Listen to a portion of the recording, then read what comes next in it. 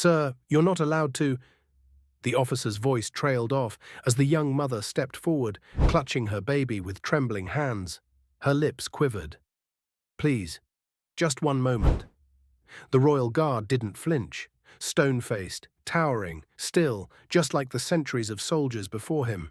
The parade thundered behind him, all pomp and precision. The crowd watched in breathless silence. The mother, eyes red and swollen, ignored the murmurs.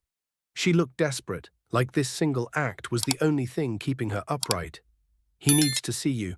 Just once," she whispered, her arms outstretched, lifting the baby toward the imposing man in red and black. The guard stared straight ahead, expression unreadable under the heavy bearskin hat. His gloved hands remained at his sides, time stretched painfully thin.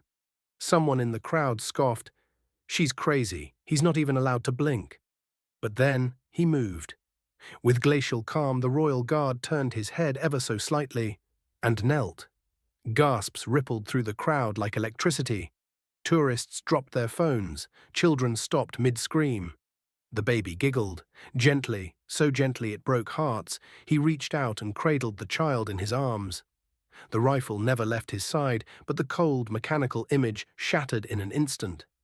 In his grip was not just a baby, but a memory.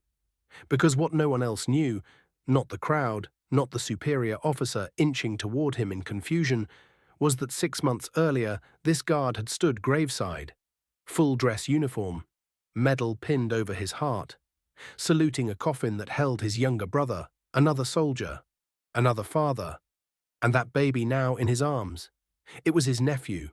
The boy had never seen his uncle outside of a funeral. Until today. His sister, the mother, had traveled hours just to catch a glimpse of him during the changing of the guard. She never expected him to react. She only hoped he'd see the baby. She had no idea he'd break protocol, in front of hundreds. The baby reached up and patted the guard's cheek, oblivious to the storm of emotion around them. A single tear slid down the soldier's face, glistening like glass before falling to the stone beneath him. Still kneeling, he whispered something inaudible into the baby's ear. Then, with trembling hands, he passed the child back to his sister. She clutched the baby close, sobbing. As quickly as he had broken stance, he returned to form. Back straight, eyes forward, rifle firm, face blank. But nothing about him was the same. The moment went viral within minutes. Phones from every angle captured it. "Royal Guard breaks protocol to hold baby," the headlines read. Millions watched, millions wept. But only the siblings knew the real story. Later that evening, the palace issued a rare statement. While not customary, the actions displayed today reflect the deeply human side of those who serve. That royal guard wasn't just following orders, he was honoring a vow. "I'll protect him like he was my own," he had told his brother's widow. Today he proved it. What the world saw as a soldier softening was really a man remembering. Remembering a promise, remembering love, remembering family. And in doing so, he reminded the world that behind every uniform is a story, a pain, a heart. And sometimes, a baby who needs to know who's still watching over him. Sometimes breaking tradition is how we honor the ones we've lost.